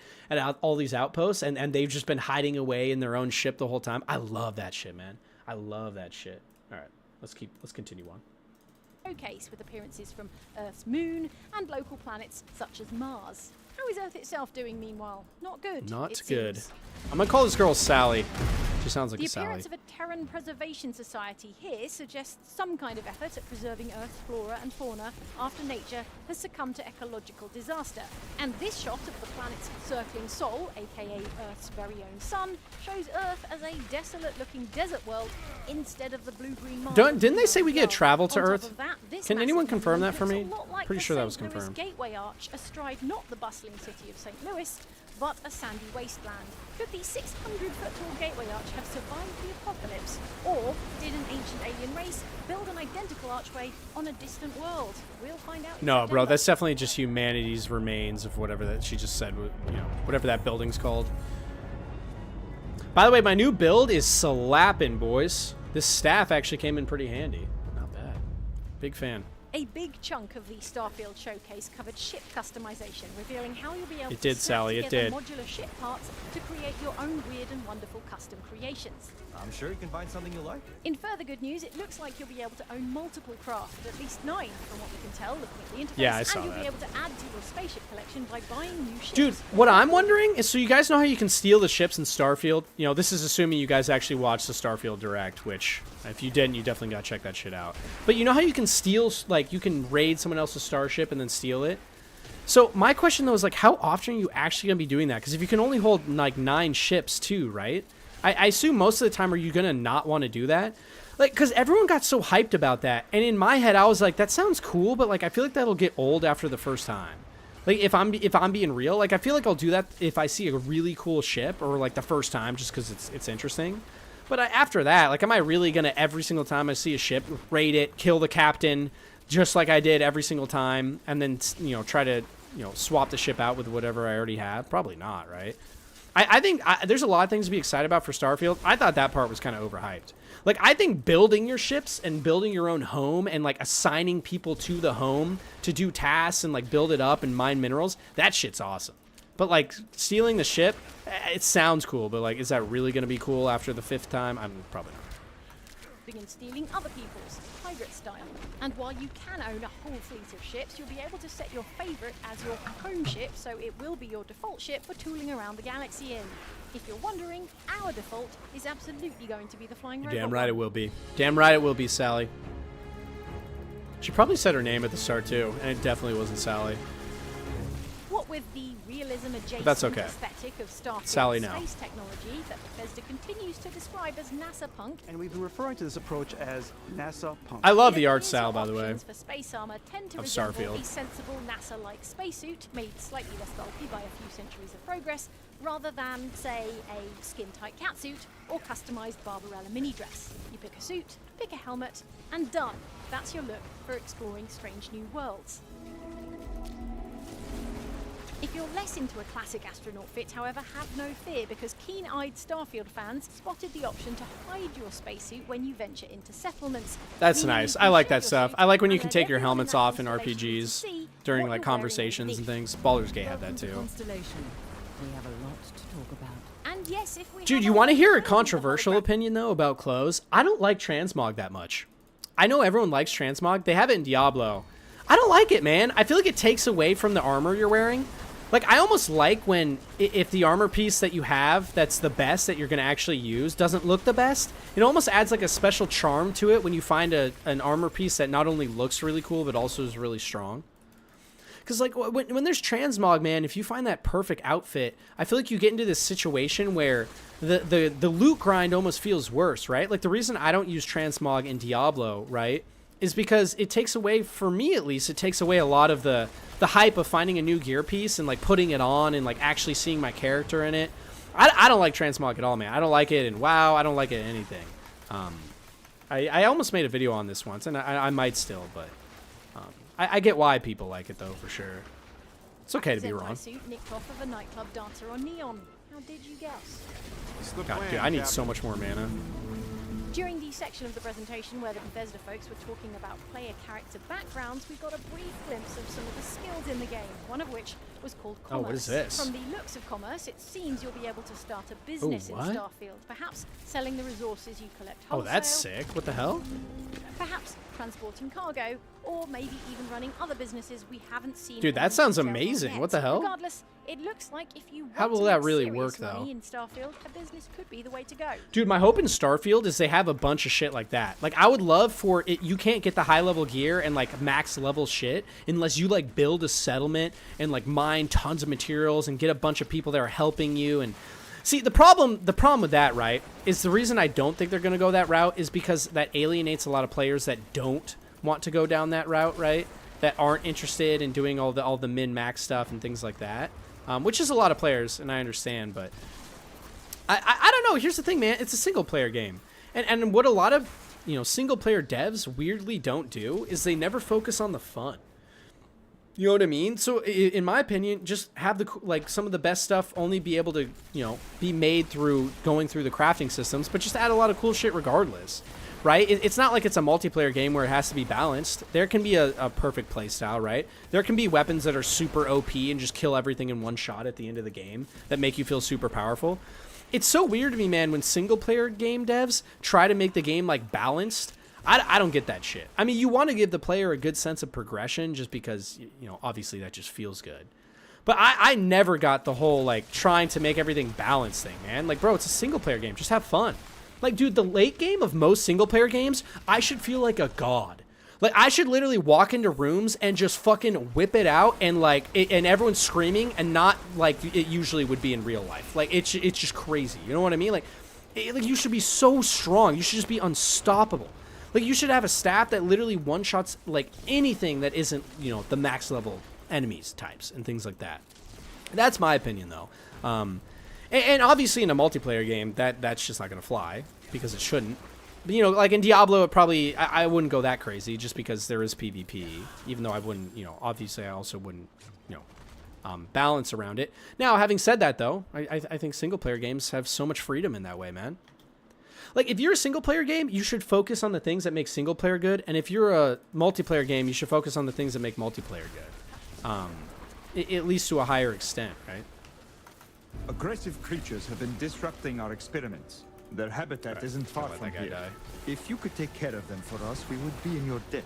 As Bethesda showed off Starfield Scanner, we got to see several alien creatures being scanned, which pulled up info on such things as their temperament, the resources they provide, and interestingly, the biomes. Do you guys think we'll be able to, like, with this have creatures as pets? I don't think so. 5 different I feel like they biomes: would have said that. mountains, swamp, frozen plains, coniferous forest, and savanna. The likely conclusion to draw from this is that a single planet in Starfield can contain multiple biomes, rather than the entire planet being the same desert or forest or whatever. It's possible that a species might be found on multiple monobiome planets, but it seems unlikely unless Bethesda wants to try and claim that moth-wing grazers evolved at the same time on 2 separate planets, which they might, but come on. Dude, one thing I'm worried about with the creatures and holy shit, what just happened, bro? Chat, I'm blaming that one on you guys. You guys had me distracted, Definitely that one for sure, you guys, right? No, that was me. I'm just trash. But yeah, man, I don't know. Like, one thing I'm worried about for the creatures in Starfield is it going to be kind of like the No Man's Sky thing? And I think it is, by the way, where you like see a creature and you're like, this thing. See the same thing on screen right now? You'll see this and you'll be like, wow, that looks cool, actually. This is really neat. And then you'll see that creature on a different planet, but this time he's blue. And then you see that creature on a different planet, but this time he's blue and green. And then you see the creature on a different planet, but this time he's like, he has a slightly longer neck. Like, it's just, you know what I mean? I'm a little worried for that. Like, I have a feeling at the beginning of the game it might be super, super interesting and cool, but then the more you play, the more you realize it's very procedural and it's all kind of being created from the same thing. I think Spore, for anyone that is literally 80 years old like me and played that game, that game kind of had a similar issue, I remember, where I'd be playing and it was so cool, but the more you played, the more you realize all the creatures looked the same because they were all being made, from that same base creator, which had a lot of, really interesting things, but everything looked kind of samey, right? So I'm a little worried about that. The other worry, too, is are the planets... I know there's going to be creatures on some planets and different biomes, but once again, if they're all the same creatures, right, is that going to really make the planets feel different? Or is it just going to be like this planet's the same thing, but with a different coat of paint? That's kind of my main concerns, right? But we'll have to play the game to see. One side quest revealed during the spaceflight section of the presentation showed the player coming into contact with a group of humans eking out an existence that includes growing their own crops in space. Eagle-eyed Bethesda fans have noticed that one of the crops in question looks a lot like Nernroot, the infamous magical plant from the Elder Scrolls games that makes... Bro, they've got to have an Elder Scrolls and Fallout planet, right? Like, one of the planets has to have a Fallout vault. That has to be one of the random things that can show up. Otherwise, that's a huge mistake on their part. Like, can we agree on that, chat? Like, they have to have a Fallout vault in one of the planets. We're putting like in you one of the in randomly, cockpit you know, of your very procedural own spawning spaceship. things. This might seem like a weird detail to call out, but as proved by this clip of you piloting your ship in Starfield, you actually have a proper body when playing in first person. Just look at that hand. Whoa. If I sound indecently excited about a hand and a hint of shoulder, it's because that is literally a first for Bethesda It is a nice games shoulder. where, in first person, you've long been basically a floating camera with occasionally disembodied arms bolted to the front. Probably we'll even be able to look down and see our feet. We can but dream. Oh, dude, this part of the conference was so Once good, you've man, with finally the tuned your adoring character's face fan. and selected their background with its bundle of 3 skills, you can customize your build with 3 optional traits. Among these, you won't have missed the trait named Hero Worshipped, which, if selected, sees to it Dude, that can I say one thing about another thing about the, I guess, Starfield conference? The answer is yes, by the way, Chad. This is my stream, my rules. But one thing I loved is you can tell whoever was making the trailer, like, actually understood what's cool. Like, bro, sometimes I swear I see gaming trailers and they have a good game and they decide to show off the worst parts of it for some reason. And the reason I knew Starfield had some good directors behind it for this trailer specifically is because of things like this. She's talking about all these different traits you can have, right? And it's funny because if you actually go through and look at all of the traits in their descriptions, some of them are cool, but other ones aren't that cool, like being the same religion as someone. I get that, like, it'll get you out of some combat situations, and maybe there's some more interesting interaction, but, like, on the surface, I've seen that in other games. But when they showed it off, they showed off all the good shit, man. They showed off the one where your parents, like, you can go visit your parents, but you have to give them money. They showed off the adoring fan. Like they knew who was watching, you know? Like you could tell they knew exactly which ones to put.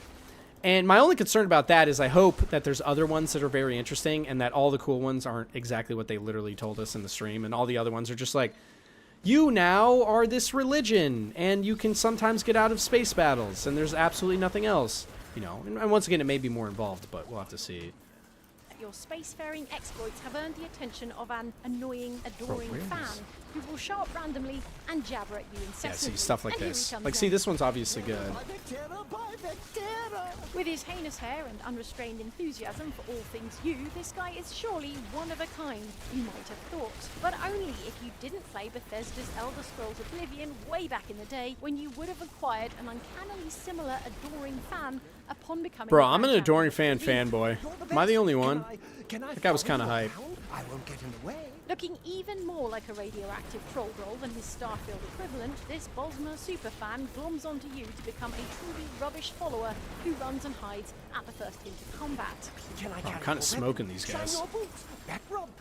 Hard pass. Oblivion being a 17-year-old game, not everyone Bro, will that have is instantly got the crazy, reference, man. That and makes me feel for so those old. summer children, this too Oblivion was is one of the first simply games I a played as a modernized kid. GPU stack. So good, man. For anyone that hasn't played Oblivion, I honestly like it better than Skyrim.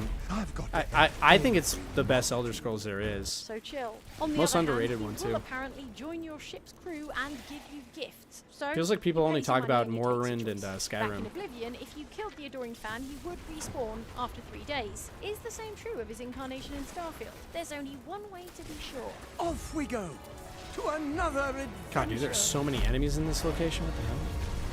By the way, Chad, does anyone that plays Diablo, do you know what these little symbols are above these enemies? Another What does that detail mean? observed by fans. When your ship is shown scanning a planet, text on screen notes that the player currently has no contraband on ship. This of course means that you can also have some contraband on ship, which to us says there's going to be smuggling in the game and the chance to make some extra money running illicit goods during your travels. At a guess, different cargo will be illegal in different star systems and people will pay a lot of money for things that are hard to get a hold of where they live. Anything goes as long as you have the money. Something a smart spacer with few scruples could certainly take advantage of. It is a shame exploration requires so much bloodshed. When Bethesda made a big deal about how in Fallout 4 your robot butler could call you by your chosen name, we were all very impressed, especially with the rude ones. Dude, I'm curious though, is this going to be like pre-made that's me. names? In Or is this going to Bethesda's like use Starfield AI to extravaganza, just on say the the other hand, name? Game director Todd Howard disclosed Because there's that no way, dude, you get to walk up to your ship and he's going to be like, hello, Captain Bitch Tits. How's it going there, fuckface? Yeah, like there's just no shot, bro. I mean, they could put that in the game, but like they can't account for all the weird shit kids are going to put, you know? Like my guess is it's just going to be like a list of like 1,000 of the most common names or something. Maybe not, though. I mean, you could definitely easily have an AI that would just read it off in his voice. I don't know if it'd sound as good as they want it to, though. That's the issue, right? I think that shit would be hilarious, so. I mean, that's the dream, right? But we'll see. Your bipedal robot buddy Vasco could do the same thing.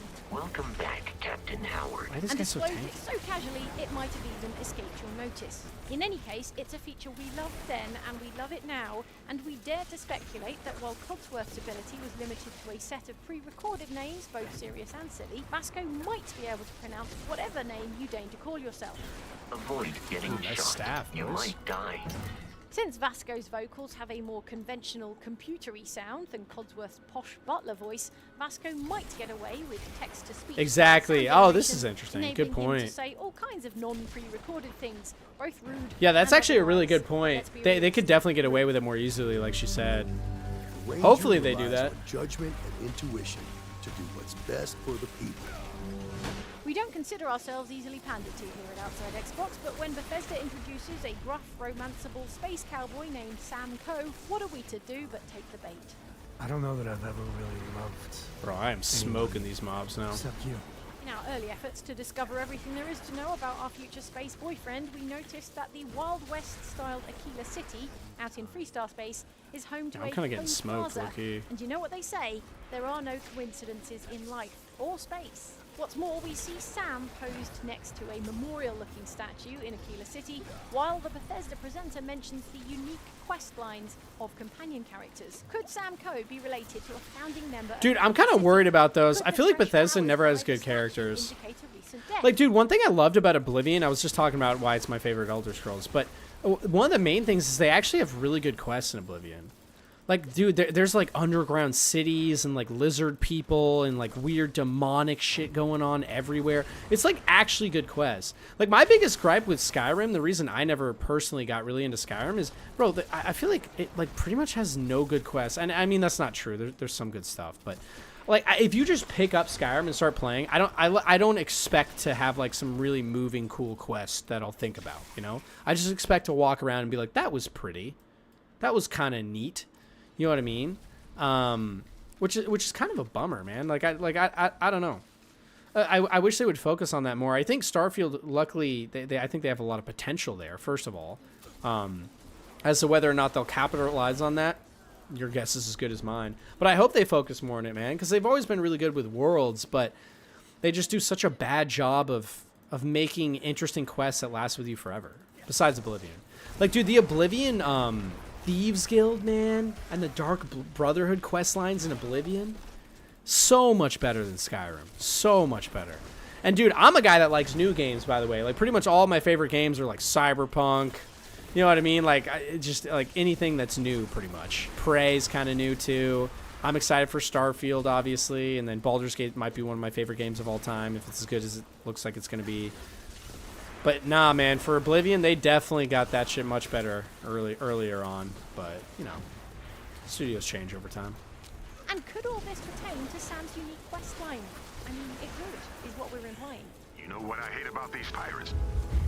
Completely resistant to my otherwise irresistible... You tell them, Tiger. When we want to persuade someone to do something they don't want to do, typically we simply grovel until they feel such a strong sense of pity that they do the thing. Another victory for the Persuasion Master.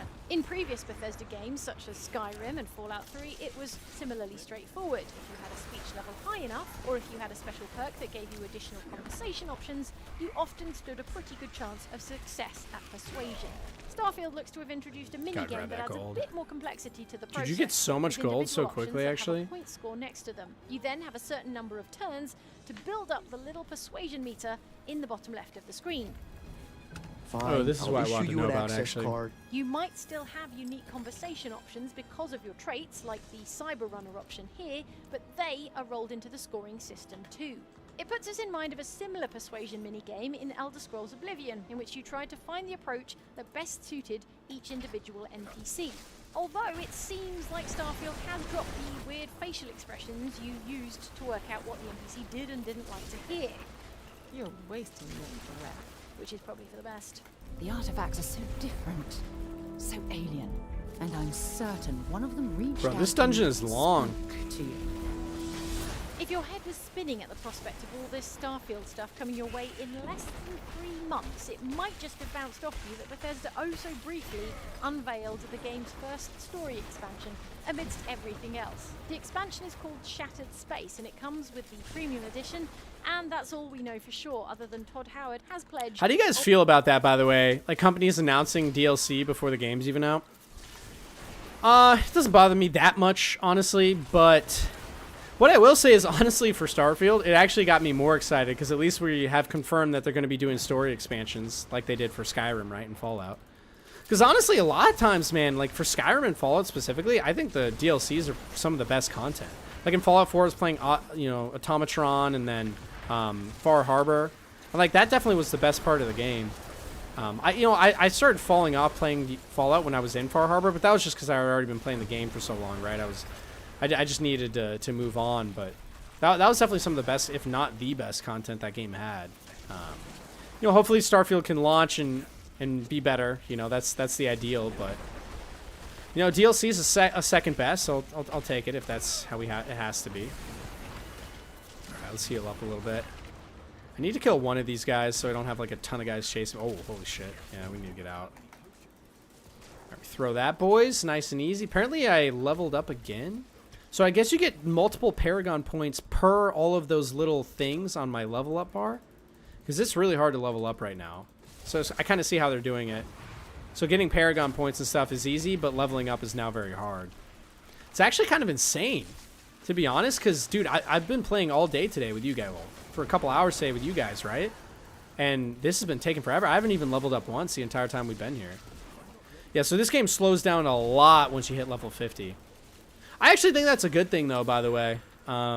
Just because it adds more longevity, I think, to the game. And I don't think there's any harm in having the leveling process, go longer, as long as what you're doing is fun and interesting. And so far it has been, right, with the Tree of Whispers kind of sending me on, like, grinding, getting new loot. Still feeling those highs when I get something that's cool, right? Like that new staff we got, in this stream. Overall, though, it's, kind of mixed is what it is. Did I get another unique? No. I think if I just kill everything here, I beat the dungeon, right? I don't think there's actually a boss in this one. I don't really like the dungeons where there's no boss. The boss always feels good because it's like this big payoff you get at the end, right? It feels kind of bad, man, when you go through the whole dungeon and then it's just like kill everything and then leave. Maybe that's just me. Like, I like that feeling of beating a boss and like seeing all the loot you get and stuff like that. You feel kind of cheated without that, But, as long as the Tree of Whispers, as long as I get my 10 things and I can turn them in, I guess that's fine. Kind of depends. That video was pretty good, though. Not bad, boys. Not bad. To end off the stream at this part, we'll just play some Diablo and just talk. Like I said, I'm going to keep trying different things with you guys on stream and things like that, right? Once again, this is my first time streaming on this channel, so we're going to have some growing to do and things like that, but... yeah, I'm enjoying it, man. This is the exact kind of stuff I want to do, right? Like talking with you guys on stream, doing interesting stuff. Kind of just discussing really anything, man. We'll be watching maybe even videos that aren't related to gaming in the future. But we got a ways to go to work on that, right? I got to figure out the camera situation and a bunch of other stuff as well. So we'll see how it all goes. Let's upgrade my Paragon while I'm here. Cool. Dude, the funny thing is, I feel like the Paragon board, it's almost like way more important than I thought, because even that one I just got for +2 resistance is kind of a lot. You know what I mean? Like, I'm okay with it since Diablo is mainly like a single player game. Like, if you're playing Diablo to be competitive, I mean, I don't know what you're really doing, to be honest, but so I'm okay with it having a lot of like deep stat picks and things like that, but it is kind of interesting, man, because I feel like the things you pick in the Paragon board could probably have a big effect on your builds and things. All right, so we did get our 5. What did we get item wise though? Anything good? I'm not feeling like we got any good drops here, gentlemen. No, I'm not feeling too hot about this. Not good. Not good. Not good. Not good. Nah, I can't use that. That might be decent. It has a better item power than my unique, but obviously I'm going to keep the unique. Well, honestly, the unique, it says if a core skill hits 5 or more enemies, 40% of the resources refunded. I'm not even using any core skills right now, so maybe I don't even need the unique. But we're going to wait on that a little bit. Let's keep the shoes. We actually have some good shoes right now. That's not that good. Okay. Nothing good on that run, to be honest. Little disappointing, Joe. A little disappointing. That's okay. We're going to sell our stuff. Yeah, this is pretty much the Diablo 4 endgame, though, right? It's just a bunch of grinding, bunch of, you know, going back and forth and things like that. But honestly, I enjoy it, though. You know, like I said, it's a perfect time of game to just sit back, relax, kind of talk to you guys, and have a good time with that stuff, right? So, you know, I'll probably be playing Diablo 4 more in the future as well. I might play some other single-player games as well, just kind of like dive deep into that stuff. I think when we do Diablo streams or anything like that, I'll definitely be, I guess, watching videos and other things like that too, just because, you know, obviously I don't think people want to watch me just grind. Kind of want to have something to talk about. But yeah, guys, great first stream. I really do appreciate it. Honestly, for everyone watching, thank you very much. Yeah, I had a great time. I know there were some technical difficulties. I actually originally had another stream set up and then it failed. Like it didn't work and it got weird. But yeah, man, that was a really good time. I think it's just one of those things you have to practice, right? Like making videos, you get better and better the more you do it, and kind of get back into streaming. And I like I said, I have all these ideas for what I want to do. I think just really focusing on those and getting that done, I think it's gonna be really fun, really good time, and you know, some interesting difference in content, I think, especially for you guys. So hopefully you enjoy it. But once again, thank you for everyone that came in. I really do appreciate it. I hope you all have a fantastic day. I'm going to be streaming every single Thursday around this time, you know, or 2 hours. When did I start? How long has this been going for? Almost 2 hours. Yeah. So pretty much around 5 p.m. PST every Thursday. I'll be here for at least 2 or 3 hours, just talking with you guys, having a good time. So yeah, thanks for sitting through me with the technical difficulties and that first stream back. I really do appreciate it, guys. Thank you very much. And like I said, every Thursday, if you guys are interested, also links down below to the channel membership, or if you want to subscribe to my main channel where I do all the videos and things like that, I would really appreciate that. It does mean a lot. And for everyone that did come in and commented and stayed here and watched, I really do appreciate that. I'm gonna be trying to grow the stream every week. So, thank you very much, guys. And I will see you next time. If I can figure out how to end the stream, because I have all new settings. Let me, I'm going to try and, if this doesn't end, give me a second, but I want to see if it'll work from OBS. Let's try this.